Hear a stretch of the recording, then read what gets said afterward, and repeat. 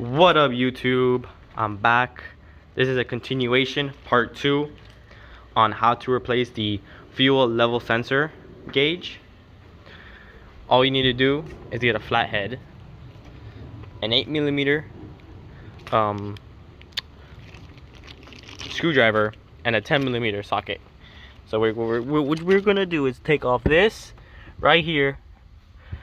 That's the first thing we're gonna do. Don't know how to take it off. Just wedge this thing right here and pull it up and pull it. Come on, and pull it up just like that. Get your finger in there, and just like that, it is out. Just put that in the corner. Now, if your Z has this, just take it out, just like that.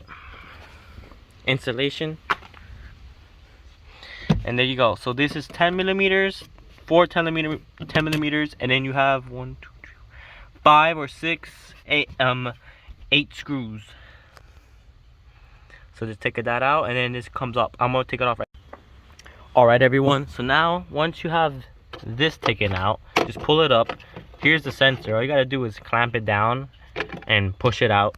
Then unscrew this, take it out. Once that's taken out, all you have to do, you should blow on it. So just blow, so no dirt or dust gets inside the fuel pump. And then you're gonna grab it from right here, pull it up, tilt it in an angle, shake it a little bit. And there you go. Come on, take all the gas out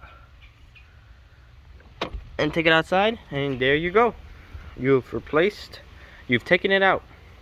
And it's the same thing, just put it in an angle so it's like this. It goes like this. So put it in an angle like this, lay it flat, and there you go. I'm gonna do it right now and show you. New one, I want to lay it down, and here we're gonna compare both of them. All right, so this is from my Z. This is from the 2011 370Z, and this is from a 2013 370Z. The only difference I could tell is nothing much. I mean, my things are corroded. These ones are not. There might be something else. Maybe this is lighter or something. I don't know. But I'm just replacing everything with a few related. So I cleaned it. In the video the last video, I cleaned it. It did not work. It worked for 2 hours. So I decided to replace everything. This cost me 40 bucks on eBay for 2013 low miles. And now that you have the new one, you're just gonna go inside your car, your 370Z, and put it on an angle. I'm gonna hold it from the top.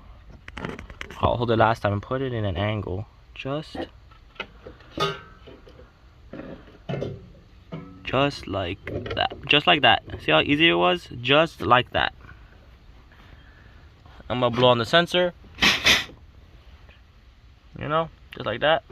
I'm gonna rebuild everything and see if it works. Alright, everyone, everything is back together. We're gonna turn on the fuel pump. Check it out. I have those dots right there. These are inaccurate. I wouldn't know how to reset these. But the gas mileage says 172, which should be around like right there. I think I just gotta keep resetting it. Keep playing around with it, like off and on. But yeah, so right now this dot is like 70. Oh, there we go. It's reading itself, so it's going down. I might have to let the car, sit for a while on the on position